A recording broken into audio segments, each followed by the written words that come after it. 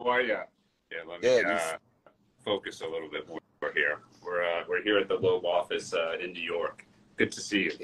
Yeah, great to see you. And hopefully we'll see you August 10th. We'll be in New York and we're having a VIP dinner and love to see you there as well. But Nunbelievable's in the midst of a crowdfunding campaign.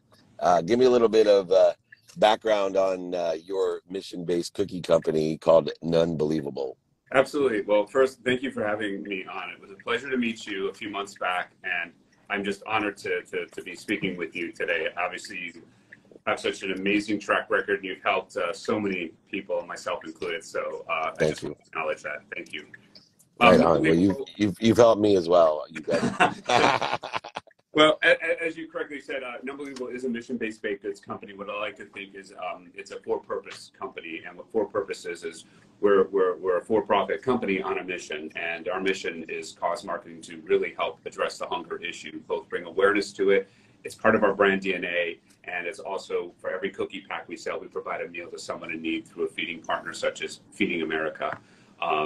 We're very excited by that. We've hit nearly 2 million meals donated, so it's a huge milestone in just about 3 years of being in business. So as an emerging brand, I think it's a great accolade. So while we have better for you cookies, we really position ourselves in the wellness category because we have 3 different lines. We have artisanal, we've got a snack size, and then we have a gluten-free low carb line. All of our products are made with better for you non-GMO ingredients, so you can feel good about anything you eat. However, if you've got particular restrictions or you're following a particular diet, I'd like to think we have a cookie for any cookie lover.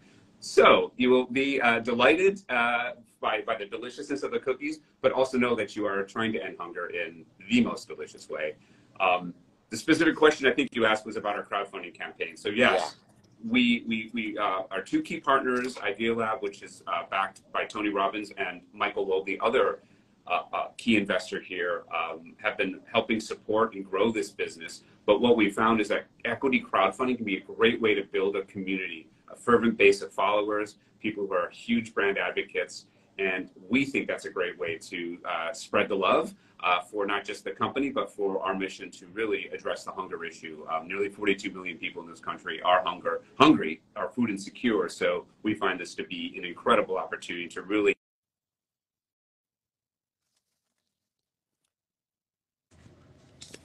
Oh, I lost you for a second. Can you hear me? Oh, Bryan, can you hear me? There you are. To take a breath and let the audience digest a little of what I just said.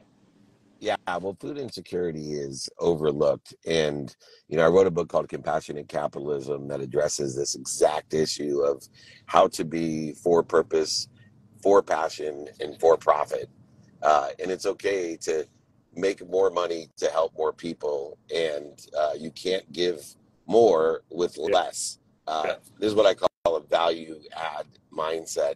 Was there a shift in your own business paradigm when you started to realize that you could have it all, your cookie, and eat it too? Yes, I love the phraseology there.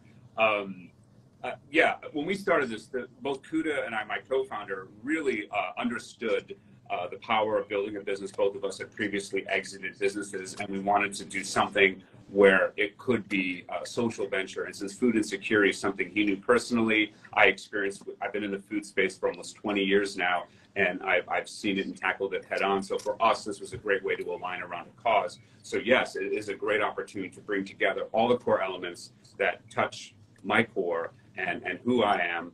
I've listened to, obviously, to some of your podcasts, and I've followed you. So just a lot of the words of wisdom that you extol are words and philosophies and insights that I continue to embed and interweave into every aspect of the business, both in terms of we've got team members here in terms of how I lead, how we lead, and how we present ourselves to the public. So this is a unique opportunity, I think, for a new paradigm of businesses that both are here for the long term, but also are here to support causes that people care about, things that can make a difference in the world and can help elevate and uplift us all.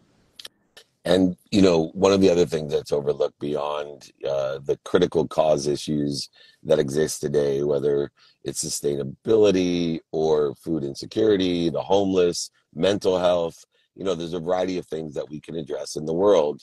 But when we do it through business, it doesn't do any good unless we have the highest quality product, right? You talked about this community and using your quality in order to compensate for communication. And for me, it's very important when I'm helping or looking at a company like yours that they have the highest quality, the best tasting product, because it doesn't matter what your intentions are when we're trying to use our business for a good cause.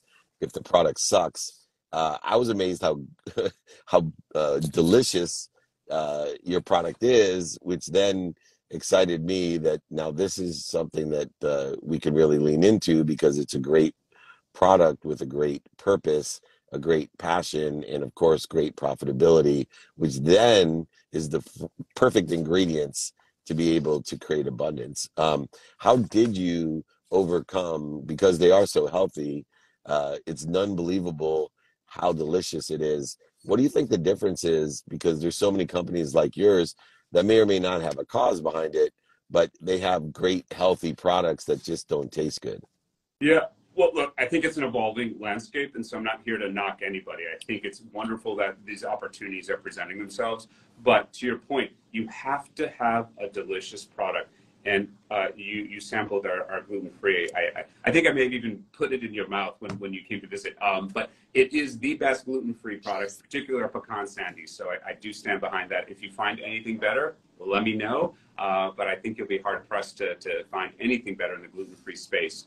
So yes, it starts with a great product. But back to the mission, and I think many companies are now attaching themselves to a mission, to a cause, to something that's better for you, and I think that's great. What I do think needs to happen, it does need to be authentic, and I think that is where you're seeing consumers, they're smart, they can see through when you're just trying to say, oh, we donate 1%. That might be a step in the right direction, so again, gratitude for that. However, it really takes, there's pillars, there's a brand DNA. You need to live that ethos. For example, with us, we volunteer, we donate product, we really support the awareness. We have multiple soup kitchens and food pantries that we support, even though, Feeding America is our primary partner. But for us, how we look at this, and it's interesting because we talk about our equity crowdfunding campaign, which a question just came through on, well, how can you, if you're not yet profitable, because we are on the path to profitability, but if we're not profitable, how can you donate meals? Doesn't that screw up your cash flow? And my answer is no, because any business has to market. And if we think of our meal donations and our charity work as a donation, that is a marketing expense because that is what's given us entry into retail stores. I can tell you right now, multiple retailers that we're in, whether it's ShopRite or Hy-Vee, they allowed us to do a cut-in presentation outside of the category review for cookies because of our mission. They loved who we are, they loved what we're about, and they love the taste of the product. So I would argue that this is going to accelerate our growth and ultimately reduce our marketing expense. So I think the halo effect of having the mission is what's critical and is what's going to lead to a long-term profitable and enduring company. And in the context of being a value add company, not a zero sum company where there is authenticity, it is actually an investment more than it is an expense. And I want to reiterate that to so many companies out there that may question or have skepticism when people have good intentions. There are a lot of components and a lot of variables in order to effectuate our intentions. And when we look at helping other people as an expense, we're missing the point. And one of the things that we love about Nunbelievables is they see it as a marketing investment and an investment in the community, and more importantly, an investment in the future.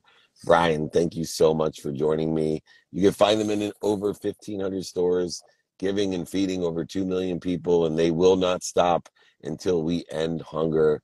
We need more people and more companies like yours. Come back and visit me, and hopefully I'll see you soon. Great. Republic.com, Nunbelievable. As little as a $150 investment can go a long way, guys. Thank you, thank you, thank you. Say it one more time. Where can they donate? Go ahead. Well, it's an equity investment, so you actually own a piece of the business. Good. It's Republic.com/Nunbelievable.